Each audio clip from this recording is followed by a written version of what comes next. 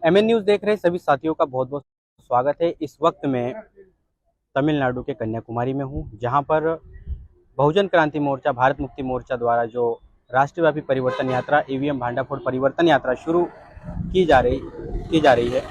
यहां पर हम लोग देख रहे हैं बड़े पैमाने पर जो डीएसपी ऑफिस है उसके बाहर बहुजन क्रांति मोर्चा के कार्यकर्ता उपस्थित है। आखिर ये सारा क्या मामला है, ये सब जानने की हम लोग कोशिश करेंगे। यहाँ पर हमारे साथ में जो बहुजन क्रांति मोर्चा के जो प्रभारी हैं यहाँ पर जो ये अभी यहाँ पर तमिलनाडु में जो है यहाँ पर विक्की चौधरी जी, हम इनसे सीधे बात करेंगे कि आखिर क्या मामला है। विक्की चौधरी जी, परमिशन हो गई है, सब कुछ हो गया है। अभी ये मामला कहाँ रुका हुआ है, क्या? दरअसल ये जो यात्रा अभी 26 तारीख से शुरू होने वाली थी, इसके लिए हमने पहले 13 जनवरी 2023 को हम डीजीपी ऑफिस गए थे चेन्नई में, और डीजीपी ऑफिस में अप्लाई किया और सारा डिटेल उनको दे दिया कि हमारे परिवर्तन यात्रा का स्वरूप क्या होगा। तो उसके ऊपर उन्होंने कार्रवाई करते हुए 20 जनवरी 2023 को उन्होंने लेटर जारी किया, और वो डायरेक्शन लेटर था।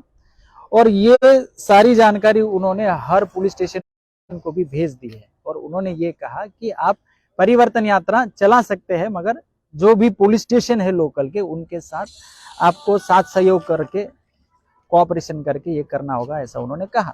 तो उस आदेश का पालन करते हुए हम लोग ये 26 तारीख के प्रोग्राम के लिए 23 तारीख को जो कन्याकुमारी का जो डिस्ट्रिक्ट पुलिस हेडक्वार्टर यानी एसपी का ऑफिस है, वहां पर हम अपना एप्लीकेशन लेकर गए थे कि 26 तारीख को सुबह 11 बजे से लेकर 1-2 बजे तक हमारा प्रोग्राम यहाँ पर रहेगा। उसके लिए कौन सी जगह चाहिए ये भी हमने सब बता दिया उन लोगों को। और हमने ये भी कहा था कि हमारे महापुरुष तिरुवल्लुवर साहब है, जो 2000 साल पुराने हमारे संत रह चुके हैं, बहुत ग्रेट फिलोसोफर थे, तो उनकी प्रतिमा के सामने से हम इस यात्रा को शुरुआत करना चाहते हैं। तो हम वहां से अनुमति मांग रहे थे। तो पहले जो सुप्रिटेंडेंट ऑफ पुलिस है, उनका नाम है हरि किरण प्रसाद। तो उन्होंने जब हमारा जो एप्लीकेशन देखा, और देखने के बाद उन्होंने ये बोला कि आप इसके ऊपर बोल नहीं सकते, ये लीगल मैटर है, इसके लिए परमिशन अलग से लगती है, ये हाई कोर्ट से परमिशन लगती है, ऐसे मतलब कुछ बातें जो हरि किरण प्रसाद है वो बोल रहे थे। तो हमने कहा कि ये मैटर पहले ही सुप्रीम कोर्ट में भी सुना जा चुका है, हाई कोर्ट में भी सुना जा चुका है, और जो जानकारी पब्लिक डोमेन में है तो वही हम बोलने वाले हैं, हम कुछ नया बोलने वाले नहीं है, हमने ये सब बताया था। मगर उन्होंने हमें तुरंत इसकी परमिशन ना देते हुए उन्होंने ये कहा कि हम इसके ऊपर थोड़ा डिस्कशन करेंगे, और उसके बाद इसको परमिशन देना है या नहीं देना है वो हम तय करेंगे, ऐसा उन्होंने बोला। कि मैं बोला ठीक है, आपको एक दिन का समय आप ले लीजिए और दूसरे दिन भेज दीजिए।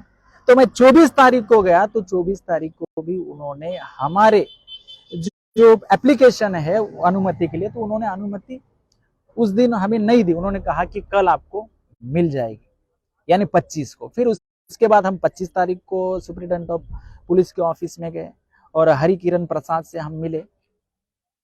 तो हमने उनको एक रिमाइंडर लेटर दिया था कि हमारा एक ऐसा अनुमति के लिए लेटर आया है, मगर अभी तक आपने कोई भी रिटर्न में जवाब नहीं दिया है। अगर आपका जवाब रिटर्न में नहीं आता है तो हम ऐसा मान कर चलेंगे कि आप हमें परमिशन ग्रांट कर चुके हैं। तो फिर उसके बाद उन्होंने कार्रवाई करते हुए जो कन्याकुमारी का जो लोकल डीएसपी का ऑफिस है, वहां पर उन्होंने उस हमारे एप्लीकेशन को भेजा और इनके द्वारा हमारे साथ डील करने के लिए बोला। तो जब हमें इस पुलिस स्टेशन में बुलाया गया था डीएसपी ऑफिस में, तो हम यहाँ पर आए। तो उन्होंने कहा कि ठीक है, आपका प्रोग्राम है, मगर जो जगह आप चाहते हैं उस जगह पर हम नहीं करने दे सकते, क्योंकि लॉ एंड ऑर्डर का प्रॉब्लम हो सकता है, ट्रैफिक का प्रॉब्लम हो सकता है। तो वो बोल रहे थे कि हम दूसरी जगह आपको दे सकते हैं। तो मैंने बोला कौन सी जगह दे सकते हैं? तो उन्होंने कहा कि नजदीक में ही एक पार्किंग है, बाइक वगैरह पार्क होती है, वहां पर आप कर सकते, उन्होंने बोला। तो हमने वो जगह ऑलरेडी देखी थी, तो साहब से भी सलाह मशवरा किया, तो बोले ठीक है, हमें कोई दिक्कत नहीं, वो जगह भी हमें चलेगी। मगर हमारी डिमांड ये थी कि हम जो तिरुवल्लुवर साहब का जो प्रतिमा है वहां से हम इधर चल कर आएंगे, क्योंकि उनकी प्रतिमा से ही हमारे परिवर्तन यात्रा की शुरू करना भी एक बहुत बड़ा एक महान मकसद मेश्राम साहब ने रखा था। तो उसके बाद भी इसके ऊपर भी सहमति बन गई कि ठीक है, थोड़ा सा कोऑपरेशन करते हुए आप ये भी कर सकते। ऐसा यहाँ के डीएसपी ए राजा इन्होंने हमसे कहा, ओरल में कहा कि ठीक है, अभी हमारे प्रोग्राम का प्रारूप बन चुका था कि जगह कौन सी और कहां से कहां तक आना है, कैसे आना है, सब फिक्स हो गया था। तो फिर हमने कहा कि अभी हमें रिटर्न में दे दो। तो उन्होंने कहा कि आपको 8-9 बजे तक मिल जाएगा। तो हमने बोला ठीक है, हम वेट करते हैं। तो वेट करने के बाद जब हम यहाँ पर 9 बजे पहुंचे, तो 9 बजे जब आए तो उन्होंने कहा कि थोड़ा टाइपिंग चल रहा है, इसके अंदर कुछ करेक्शन है, इसकी वजह से लेट हो रहा है। तो हमें लगा है कि हो सकता है बहुत सारे जो एप्लीकेशन है वो टाइप करते रहते हैं, किसी को जवाब देना होता है, किसी को पत्र देना होता है, तो टाइप करते रहते। तो हम ऐसा 11 बजे तक यहाँ पर इस ऑफिस में रहे, और 11 बजे तक हम रहने के बाद उन्होंने हमारे हाथ में जो लेटर थमाया ना, तो वो लेटर उन्होंने कहा कि आपकी जो अनुमति है उसको रद्द किया जाता है। यानी 11 बजे तक उन्होंने हमारा टाइम किल किया, वो भी 25 तारीख की रात तक, ताकि मतलब हम कोर्ट तक भी ना जा पाए, ऐसा भी उन्होंने उसमें मतलब ख्याल रखा गया था। और मेरा स्पष्ट मत है कि ये जो मामला हुआ है, जो एसपी है हरि किरण प्रसाद है, ये उनके कहने पर ही ये सब हुआ है कि इनकी अनुमति हम रद्द करेंगे और इनके पास कहीं जाने के लिए समय भी नहीं बचेगा। मगर उन्होंने दूसरा ये बोला था कि जो लोकल डीएसपी, उन्होंने बोला था कि आपने जिस जगह के लिए परमिशन मांगी थी, जहां पर आप प्रोग्राम करना चाहते थे, तो उसका जो लेटर है वो रिजेक्ट हो गया, वो अनुमति आपको नहीं मिलेगी। मगर उन्होंने हमसे ओरल में प्रॉमिस किया था ना कि हम इस पार्किंग की जगह में आपको हम ये कार्यक्रम करने देंगे, और आपको जो त्रिवेणी संगम जिसे बोलते हैं, तिरुवल्लर साहब की प्रतिमा है, तो वहां से हम आपको आने की भी अनुमति देंगे, ऐसा उन्होंने कहा। फिर हमने बोला तो ठीक है, मगर हमें रिटर्न में चाहिए। तो मामला आखिरी में यहां पर रह गया कि वो रिटर्न में देने के लिए तैयार नहीं। अभी आज 26 तारीख है, लगता है 12 बजे, वो अभी भी बोल रहे कि आप प्रोग्राम कर सकते हैं, मगर हमारी डिमांड ये है कि हमें रिटर्न में परमिशन चाहिए। वो रिटर्न में परमिशन उन्होंने नहीं दिया, इसलिए हमारे फंडामेंटल राइट्स का यहाँ पर उल्लंघन हो रहा है। और जो पुलिस प्रशासन के जो एसपी है, जो जिला प्रशासन के मुखिया जो है हरि किरण प्रसाद जो है, वो जानबूझकर कॉन्स्टिट्यूशन के विरोध में वो बिहेव कर रहे हो और हमारे फंडामेंटल राइट्स का वो उल्लंघन कर रहे हैं। तो हमारा ये कहना है कि हम विदाउट रिटर्न लेटर हम हटेंगे नहीं। हमें प्रोग्राम करना है, मगर विथ परमिशन करना है। अगर आप ऐसा लेटर जारी नहीं करते, आप अनुमति नहीं देते हैं, तो हम अपने फंडामेंटल राइट्स के लिए, संविधान के लिए, इस देश के लिए हम अपने आप को अरेस्ट करवाने के लिए तैयार है, वो भी किसी भी प्रकार का लॉ एंड ऑर्डर का प्रॉब्लम खड़ा ना करते हुए। तो अभी हम तुरंत उनको, अभी जब हम सारे लोग अरेस्ट होने के लिए आ गए, तो फिर वो भी उधर से अभी टेंशन में आ गए। एसपी ने दूसरा एक इंस्पेक्टर इधर भेजा है कि वो अलग से डील करेगा करके, तो उनसे भी हमारी बात हो गई है अभी।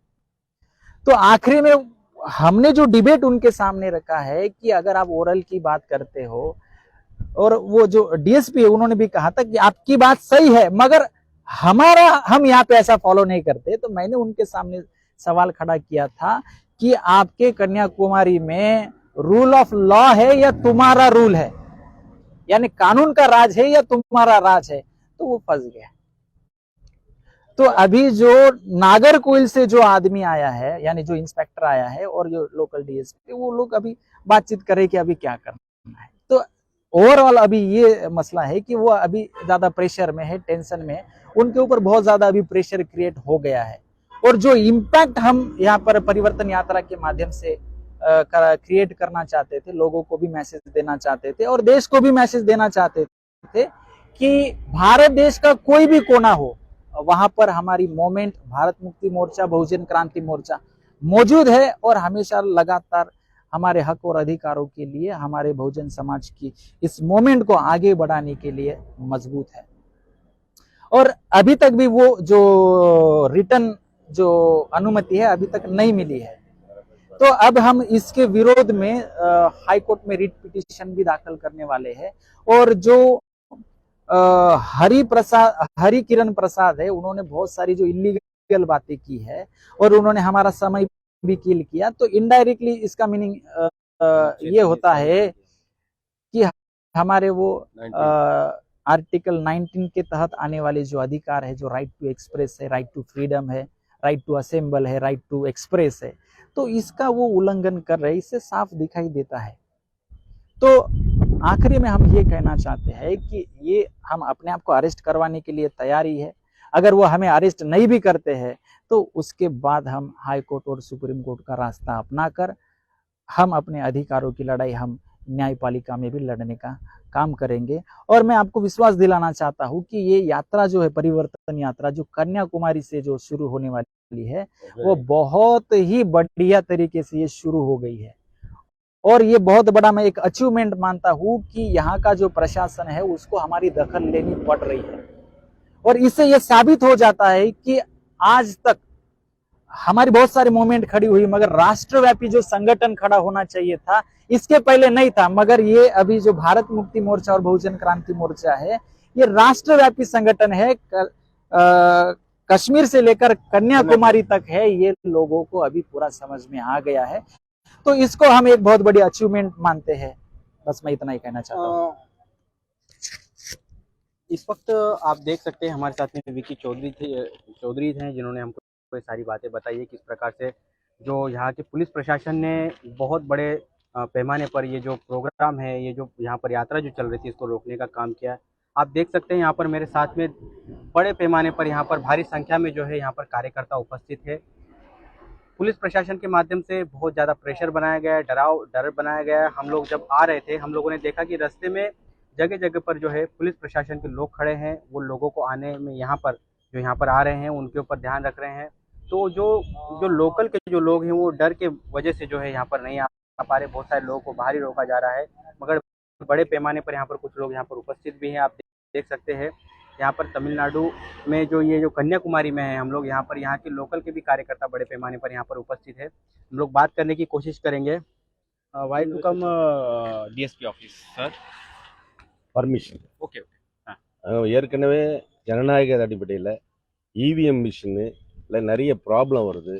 அந்த ஓட்டு யாருக்கு நாங்கள் போடுறன்றதே தெரியல. நாங்கள் ஃபைட் பண்ண பிறகு தான் பிபிடியிலே கொண்டு வந்தோம்.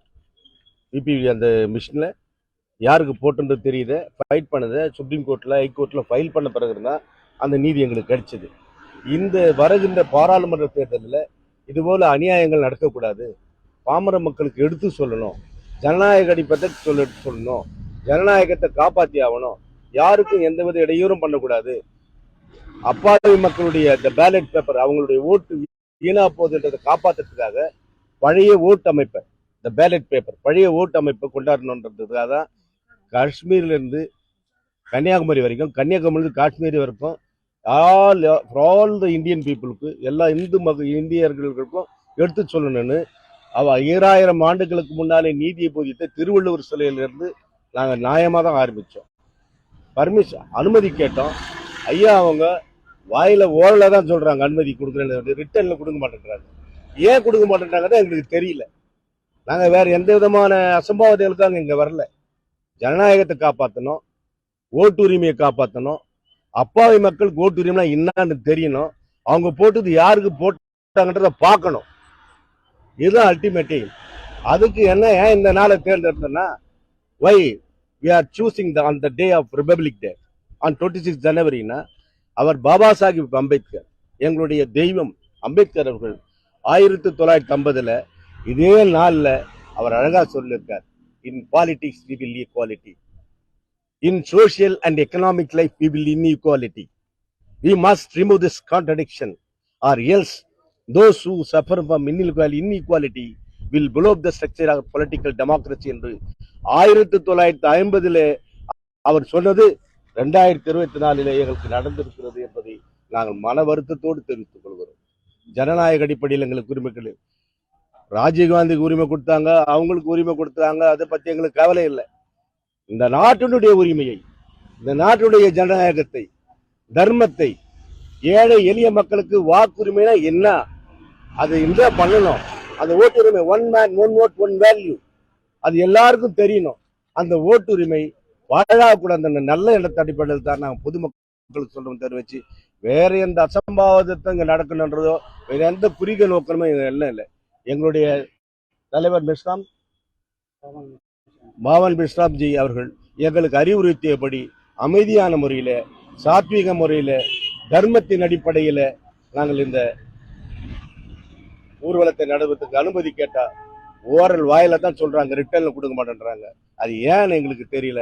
அது உங்களை மாதிரி பிரஸ் ரிப்போர்ட்டர்ஸ் எல்லாம் கேட்டு தான் பதில் சொல்லணும் என்பதை வாய்ப்பளித்து உங்களுக்கு அத்தனை பேருக்கும் நன்றி கூறி விடைபெறும். ஜெய் பீம், ஜெய் பாரத். आप देख सकते हैं यहाँ पर तमिलनाडु से भी बड़े पैमाने पर जो है कार्यकर्ता उपस्थित है। हम लोग आपको दिखाने की कोशिश कर रहे हैं, ये डीएसपी ऑफिस के बाहर यहाँ पर जो ये प्रोटेस्ट चल रहा है, बड़े पैमाने पर लोग यहाँ पर उपस्थित है।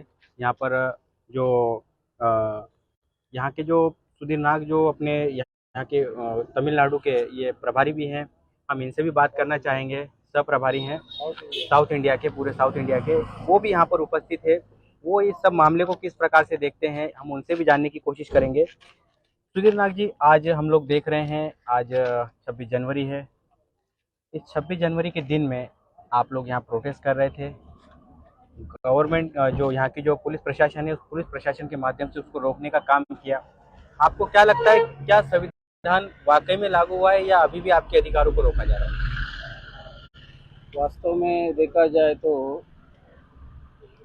1952 से लेके इंडिया में कांशीराम साहब कहा करते थे, मनी इस देश का जो शासक है, उन्होंने जो पॉलिटिकल कंट्रोल इंडिया पर बरकरार रखा हुआ है, वो political control money, mafia and media, इसके तहत उन्होंने आज तक उनका अगर रवैया देखा जाए और उनका पॉलिटिकल कंट्रोल अगर देखा जाए तो ये मनी, माफिया एंड मीडिया के माध्यम से उन्होंने पॉलिटिकल कंट्रोल किया।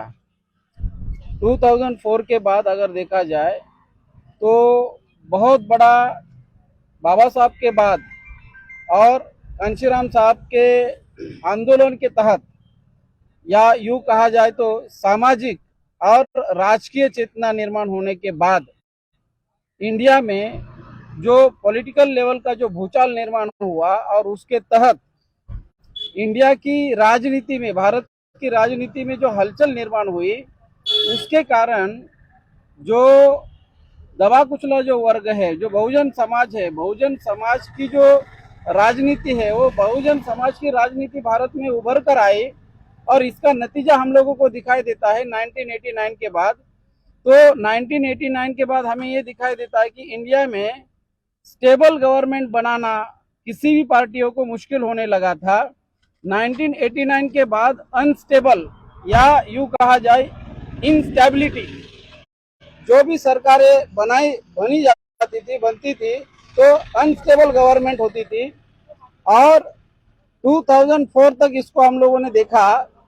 इसी जो इंस्टेबिलिटी है, अनस्टेबल गवर्नमेंट है, इसको कांशीराम साहब ये कहा करते थे कि बहुजन समाज बनने की प्रक्रिया इंडिया में जब शुरू हुई, बहुजन समाज बनने की प्रक्रिया इंडिया में शुरू हुई तो जो सरकारें 5-5 साल टिकती थी, चलती थी, वो सरकारें कम समय में गिरने लगी। तो शासक जातियों ने सोचा कि क्यों ना हमारी ही सरकार, हमारी आज के तारीख में ब्राह्मणों की 5-5 नेशनल पार्टियां है और अभी आम आदमी पार्टी भी बनिया की पार्टी, तो इसको देखा जाए तो कांशीराम साहब ये बोलते थे कि जिसकी जितनी संख्या भारी उसकी उतनी हिस्सेदारी, वोट हमारा राज तुम्हारा नहीं चलेगा, ये बात कांशीराम साहब बोलते थे। लेकिन हमें ये दिखाई देने लगा 2004 के पहले जब बैलेट होता था, बैलेट से चुनाव होता था, तो इंस्टेबिलिटी या अनस्टेबल सरकार, अस्थिर गवर्नमेंट हमें दिखाई देती थी। लेकिन शासक जाति के लोगों ने क्या किया, 2004 से ईवीएम लाने के बाद स्टेबल गवर्नमेंट इंडिया में निर्माण होने लगा। 2004 stable government, 2009 stable government, 2014 stable government, 2019 stable government, ये आपको ईवीएम का 2004 के बाद हमें ये दिखाई देता है, ईवीएम आने के बाद और ईवीएम के पहले बैलेट से जब चुनाव होता था तो भारत की राजनीति में जो बहुजन समाज के लोगों का उभार, बहुजन समाज के लोगों के लीडरशिप इमरजेंस हो रही थी। लेकिन ब्राह्मणों ने क्या किया, 2004 के बाद ईवीएम लाने से पूरी तरह से आज के तारीख में ब्राह्मणों का जुडिशरी, मीडिया, पार्लियामेंट, एडमिनिस्ट्रेशन के साथ साथ पॉलिटिकल लेवल पर पूरी तरह से ब्राह्मणों का पूरा कब्जा है। अभी ये कब्जा ईवीएम के माध्यम से उन लोगों ने बरकरार किया है और ईवीएम को आज के तारीख में अगर कौन एक्सपोज करने का काम कर रहा है तो वो हमारे नेशनल प्रेसिडेंट, भारत मुक्ति मोर्चा के नेशनल प्रेसिडेंट वामन मेश्राम साहब के द्वारा इसके पहले भी 26 जून 2019 से लेके जम्मू एंड कश्मीर से लेके आंध्र प्रदेश 12 मार्च 2020 को आंध्र प्रदेश तक ये ईवीएम भंडाफोड़ यात्रा, ये पार्ट 1 यात्रा पहले निकाली गई और बहुत ज्यादा पैमाने पर इसके बारे में लोगों को जागरूक किया गया। अभी सेकेंड लेवल पर ये यात्रा हम लोग कंटिन्यू 1 साल चलाने वाले हैं। 26 जनवरी 2023 से लेके 24 तक ये यात्रा लगातार पूरे भारत में चलेगी और ये आने वाले 2024 में हम ये चाहते हैं कि आने वाले 2024 में बीजेपी को हर हालत में हमें रोकना है। और ये रोकने के लिए, क्योंकि इंडिया का जो शासक है ये ब्राह्मण है, एक सबसे बड़ी बात है कि वो शासक ब्राह्मण है, बाय डीएनए ब्राह्मण यूरेशियन है, बाय डीएनए विदेशी है। तीसरा सबसे महत्वपूर्ण पॉइंट ये है कि ब्राह्मण विदेशी है, बाय डीएनए वो विदेशी और वो अल्पसंख्यक है। अल्पसंख्यक लोगों का, माइनॉरिटी लोगों का मेजॉरिटी लोगों पर अगर कंट्रोल बरकरार है तो वोट हमारा, राज तुम्हारा नहीं चलेगा। कि सारे की सारी पार्टियां, कांग्रेस ब्राह्मण का, बीजेपी ब्राह्मण का, सीपीएम ब्राह्मण का, सीपीआई ब्राह्मण का, उनका इस देश पर कंट्रोल है। तो हम ये ईवीएम के माध्यम से जो ब्राह्मणों ने जो कंट्रोल बरकरार रखा है, इस कंट्रोल को, इस ईवीएम भंडाफोड़ को, ईवीएम को, ये जो EVM scandal to expose EVM scandal, ये जो यात्रा हम लोग भारत भर निकाल रहे हैं, ये यात्रा निकालने से ही लोगों को पता चलेगा। क्योंकि भारत का जो मीडिया है ये मीडिया ब्राह्मण बनिया का मीडिया है। तो आज की तारीख में जुडिशरी, मीडिया, पार्लियामेंट, एडमिनिस्ट्रेशन पर ब्राह्मणों का पूरी तरह से कब्जा होने के बाद जो कॉन्स्टिट्यूशनल इंस्टीट्यूशंस है, कॉन्स्टिट्यूशनल इंस्टीट्यूशंस पर भी, जैसे कि जो चुनाव आयोग है, चुनाव आयोग ने एज पर आर्टिकल 324 के तहत फ्री, फेयर एंड ट्रांसपेरेंट चुनाव करना चाहिए। चुनाव आयोग ये एक रूलिंग कम्युनिटी का एक पार्ट बन गया है। वो केवल ब्राह्मणों के favour, in the interest of ब्राह्मण, उन्होंने in the interest of public काम करना चाहिए। जितनी भी इंडिया में जो कॉन्स्टिट्यूशनल इंस्टीट्यूशंस है, वो इंस्टीट्यूशन ने in the interest of public, लोगों के, by the people, of the people, for the people के लिए उन्होंने काम करना चाहिए।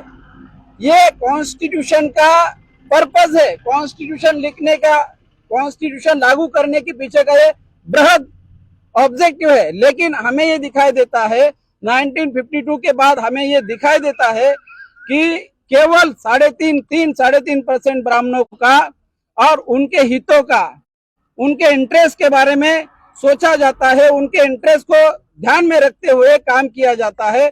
इसी बात को लेके हम लोग 1952 से अगर हम देखते हैं मनी माफिया मीडिया, आज के तारीख में मनी माफिया मीडिया के साथ अभी उन्होंने ईवीएम भी जोड़ दिया है।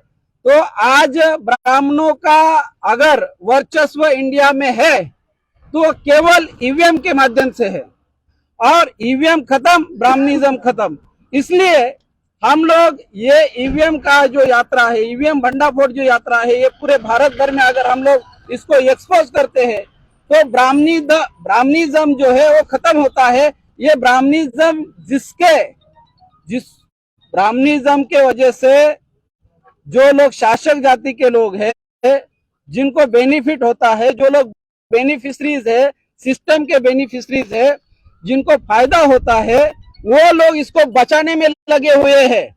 और ये जो पुलिस प्रशासन है, ये उनके अंडर काम कर रहे हैं। IB, CBI, ED, supreme court, election commission, इसमें सारे लोग इन्वॉल्व है। आज के तारीख में हम लोग कल इन्होंने यहाँ पर हम लोग रात भर यहाँ पर हम लोग पूरी रात जागकर यहाँ पर हम लोगों ने 4-5 लोगों ने पूरा रात भर यहाँ पर परमिशन के लिए यहाँ पर रुके थे। इन लोगों ने परमिशन नहीं दिया। पूरी रात भर हम लोग यहाँ पर खड़े थे, सोए नहीं। रात भर हम लोगों ने यहाँ पर पूरी रात जगाई। रात भर हम लोगों को इन्होंने सताया। हम ये चाहते हैं, ये लोग जो है, ये क्लास, ये ब्राह्मणों का गुलाम है। तो हम ये चाहते हैं कि ईवीएम अभी आने वाले समय में जैसे जैसे ये यात्रा आगे आगे निकलेगी और भी हमें दिक्कतें आ सकती है। तो हमारे भारत के लोगों को, तमाम मूल निवासी बहुजन समाज के लोगों को ये मैसेज देना चाहते हैं कि हमें हर हालत में 2024 को ये ईवीएम का भंडाफोड़ करना है। और ये जो शासक जाति के लोग हैं, जिसको ये पॉलिटिकल लेवल पर जो केवल और केवल आज के तारीख में ये जो ईवीएम के माध्यम से पॉलिटिकल कंट्रोल, पॉलिटिकल कब्जा जिन्होंने बरकरार रखा है ब्राह्मणों ने, वो कब्जा अगर हम इस कब्जे को अगर खत्म करना है तो ईवीएम को हमको खत्म करना होगा। ईवीएम के अगेंस्ट में लोगों में जागृति फैलाना होगा। ईवीएम के माध्यम से ये लोग आ रहे हैं। तो ये हमें यहाँ से ये संदेश हम लोग हमारे लोगों को देना चाहते हैं कि ये किस तरह से ये लोग सारे लेवल पर, एक एग्जाम्पल के तौर पर अगर देखा जाए, मैंने यहाँ के जो पुलिस लोग हैं, यहाँ के जो लोग हैं, पुलिस प्रशासन है यहाँ का, इनको मैंने ये बताने की कोशिश की। आईबी के लोग हैं, इनको बताने की कोशिश की कि 4,984 एमपी एमएलए इन लोगों के ऊपर 4,984 MP and MLA, x MP, ex MLA, sitting MP, sitting MLA, इनके ऊपर 4,984 केसेस है सुप्रीम कोर्ट में। जिन लोगों के ऊपर सुप्रीम कोर्ट में केसेस है, आप उनको परमिशन दे रहे हैं। जिन लोगों के क्रिमिनल केसेस है, जिन लोगों के ऊपर सुप्रीम कोर्ट में क्रिमिनल केसेस है, सीरियस केसेस है, ऐसे लोगों को आप लोग परमिशन दे रहे हैं। और हमारा आप लोग रिकॉर्ड चेक कर लेना, हमारा कोई भी आप लोग सबूत के साथ लेके आओ कि हमारा ऐसा कोई क्रिमिनल कॉन्स्टिट्यूशन में ये यात्रा निकाल रहे हैं। तो हम आप लोगों को गुजारिश करते हैं कि ये यात्रा हर हालत में हमें सफल बनाना होगा। इसी बात को मैं यहाँ पर आप सभी ने मेरी बात सुनी। धन्यवाद, थैंक यू वेरी मच। आप देख सकते हैं मेरे साथ में, जो मैंने आपको बताया, यहाँ पर तमाम बड़े पैमाने पर कार्यकर्ता यहाँ उपस्थित है। आप देख सकते हैं इस वक्त जो है सारे कार्यकर्ता जो है वो कार्यकर्ता डीएसपी ऑफिस के बाहर सभी लोग खड़े हैं और यहाँ पर जो है अपना प्रोटेस्ट अपना दर्शाने की कोशिश कर रहे हैं, प्रोटेस्ट यहाँ पर कर रहे हैं। जैसे आपने देखा कि बड़े पैमाने पर आपको बताया, विक्की चौधरी जो यहाँ के प्रभारी है उन्होंने बताया और बाकी तमाम लोगों ने बताया। हम लोग देख रहे हैं बड़े पैमाने पर यहाँ पर एक प्रोटेस्ट हो रहा है।